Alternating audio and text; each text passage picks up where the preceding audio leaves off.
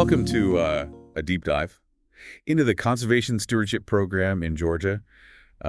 Terrific timing because the application deadline, March 7th, 2025, is right around the corner. We're going to be digging into the details from the Natural Resources Conservation Service, or NRCS, that are especially relevant for you right now. You know what's fascinating here is how the CSP really leans into the idea that a lot of producers are already doing great things for the environment. It's about taking those efforts to the next level. Okay, but next level can sound vague. What does that actually look like in practice for, say, a Georgia peanut farmer? Sure, so let's say you're already doing cover crops. That's fantastic, but the CSP might help you explore a multi-species cover crop tailored to Georgia's climate, boosting soil health even further. You're already on the right track. This is about fine-tuning for even better results. It's like having a conservation coach in your corner, pushing you to be better. But what's the incentive? Beyond just doing good.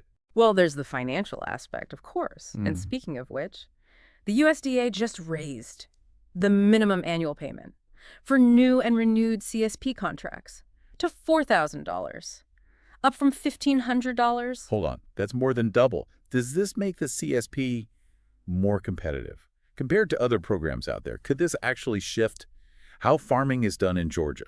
It very well could. This significant increase makes the CSP a much more attractive option, especially for producers who might have been hesitant in the past. It incentivizes a broader adoption of these conservation practices, which could lead to a ripple effect throughout the state's agricultural landscape. Now we're talking. That's the kind of insight I was hoping for. But let's back up for a second before we get into specific practices. How does this whole program work? Is the NRCS going to come in and tell me what to do on my land? Not at all. The CSP is all about collaboration. The NRCS works one-on-one with you to develop a conservation plan that's customized to your operation. They'll look at your existing efforts, identify any resource concerns, which, by the way, are basically any factors that might be impacting the health of your land and water. Okay, so for Georgia, we might be talking about things like soil erosion on sloped land, or maybe water quality issues in areas with heavy fertilizer use. Exactly, and they'll suggest additional practices and activities that you can implement to address those concerns. It's about finding solutions that are practical, sustainable, and beneficial to both your land and your operation. So they're not handing you a cookie-cutter plan. They're working with you to create something that fits your specific needs and goals. I like that. That's the beauty of the CSP. It recognizes that every farm is different, every piece of land is unique, so the approach needs to be tailored accordingly. And what if those needs change over time? Let's say implement some of these practices, and then a new challenge pops up, like a drought or a pest infestation. Can the CSP adapt? Absolutely. One of the key benefits of the CSP is that it promotes resilience. It helps you create a more diverse and adaptable operation, better equipped to handle those unpredictable challenges. And remember, you're not alone in this. You've got the NRCS and technical service providers, or TSPs, available to provide guidance and support every step of the way. Okay, hold on. We've thrown around TSPs a couple of times now. For someone hearing this for the first time, who are these TSPs and what role do they play in this whole process? Think of TSPs as your on-the-ground conservation partners. These are folks with expertise in specific areas, like soil health or water management. They can help you with the nuts and bolts of implementing these practices.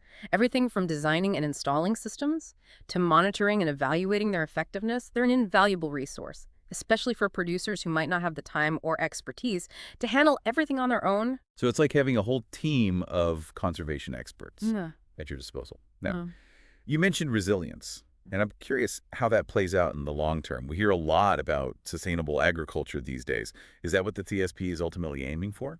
That's a great observation. The CSP is definitely a piece of that larger puzzle. It's about recognizing that we can't keep doing things the way we've always done them. We need to find ways to produce food and fiber that are both environmentally and economically sustainable. So it's not just about being green. It's about making sure farms can thrive for generations to come. Precisely. And the CSP is a powerful tool for achieving that. It's about thinking long-term, making decisions today that will benefit not just your operation, but the land and the community for years to come. This is starting to sound like more than just a government program. It's almost like a philosophy of farming. But let's get back to brass tacks for a moment. We've talked about the benefits, but what about the commitment? How long are we talking about here? The CSP involves a 5-year contract. 5 years. That's a pretty significant chunk of time. But I guess if you're thinking about long-term sustainability, it makes sense to have that kind of commitment, right? Exactly. It takes time to implement these practices, see the results, and make adjustments along the way. 5 years provides that space for growth and adaptation. And during that time, you'll receive payments for maintaining existing conservation levels and for implementing those additional activities we talked about. And remember, that increased minimum payment of $4,000 annually, that's a pretty sweet deal, especially considering the other benefits we've been discussing. But what happens after those 5 years are up? Do you just go back to doing things the old way? Not necessarily. During the 5th year of your contract, you can actually apply for a renewal for another 5 years. So you're not just signing up for a temporary program, you're potentially embarking on a long-term shift Yeah. in how you manage your land. That's pretty powerful. It is. Of course, there are some criteria for renewal.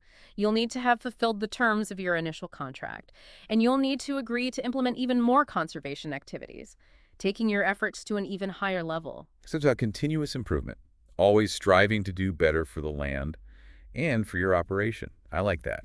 But it also sounds like a lot to keep track of. How does someone even know where to begin? That's where the NRCS comes in. Remember, they offer free technical assistance every step of the way.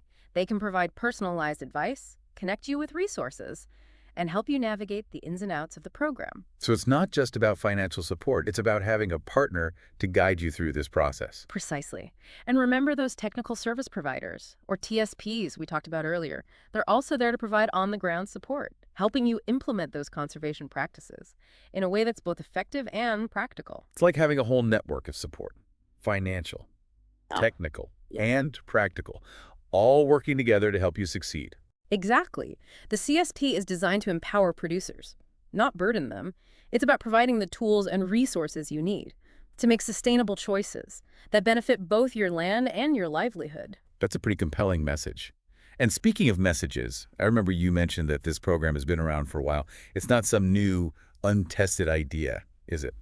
You're right. The CSP was first authorized in the 2002 Farm Bill and has been steadily evolving and expanding ever since. So it has a proven track record. We're not talking about some experimental program. This is something that's been tested and refined over time. That's reassuring. Absolutely. And that track record Right. is one of the things that makes the CSP so powerful. It's a program that's rooted in experience, in real-world results. You know, when we started this deep dive, I have to admit, I was a little skeptical. I thought, okay, another government program. How much impact can it really have? But hearing about the long-term vision, the collaborative approach, the emphasis on continuous improvement, it's starting to feel like something much bigger. I understand your initial skepticism. But I think what's so exciting about the CSP is that it's not just about ticking boxes or meeting regulations. It's about fundamentally shifting the way we think about agriculture, recognizing that the health of our land, our communities, and our economy are all interconnected. It's about creating a system that's truly sustainable for everyone involved. And I think that's a pretty inspiring goal. It is, and it's a goal that's within reach, especially with programs like the CSP leading the way. Now we've been focusing on Georgia because of our listener and the upcoming deadline. But I can't help but wonder, is this something that's happening all over the country? You're absolutely right to bring that up. The CSP is a national program. While specific details like application deadlines and payment schedules might vary from state to state, the core principles and goals remain the same. So even if you're listening to this from outside of Georgia, the information we're discussing could still be relevant to you. It's worth checking with your local NRCS office to see what the CSP looks like in your area. Couldn't agree more. No matter where you are, if you're a producer who's passionate about conservation and committed to the long-term health of your land, the CSP is definitely worth exploring. It's a reminder that there are resources and support available and that we're all in this together. We all have a role to play in creating a more sustainable future for agriculture. Beautifully said. And as we start to wrap up this deep dive, I want to leave our listener with one final thought. We've talked a lot about the practical benefits of the CSP, the financial incentives, the technical assistance, the improved resilience. But there's another aspect that I think is equally important, and that's the sense of pride. That comes from being a steward of the land. Okay. Tell me more about that. What do you mean by pride? When you participate in a program like the CSP, you're not just improving your operation, you're contributing to something much larger. You're becoming part of a movement, a community of farmers and ranchers who are dedicated to leaving the land better than they found it. It's about knowing that you're doing your part to protect the environment, preserve natural resources, and ensure that future generations can continue to farm and thrive on this land. Exactly, and that's a legacy worth fighting for. That really puts things into perspective. It's not just about short-term gains. It's about being a part of something bigger, something that will have a lasting impact on the land and the community. Exactly. And that's what I find so inspiring about the CSP. It's a program that empowers producers to be leaders, to be innovators, to be the stewards of the land that they've always been. It's about recognizing that the future of agriculture depends on our willingness to embrace these sustainable practices, to invest in the health of our soil and water, and to create a system that's truly resilient in the face of a changing climate. We've covered a lot of ground in this deep dive, from the nuts and bolts of the program to the broader implications for the future of farming. We've really explored what the CSP has to offer. But ultimately, the decision of whether or not to participate is a personal one. It is, and it's a decision that every producer needs to make, based on their own unique circumstances, goals, and values. So for you listening out there, I encourage you to take what you've learned from this deep dive. Visit the NRCS website, talk to your local conservation planner, and see if the Conservation Stewardship Program aligns with your own vision for your land and your operation. And remember, even if the CSP isn't the right fit for you right now, there are other resources and programs available to support your conservation efforts. The important thing is to stay engaged, stay informed, and keep striving to be the best steward of the land that you can be. Couldn't said it better myself. That's all the time we have for today's deep dive into the Conservation Stewardship Program. We hope you found it informative, inspiring, and maybe even a little bit challenging. Remember, the future of agriculture is in our hands, and every decision we make, every practice we implement, has the power to shape that future.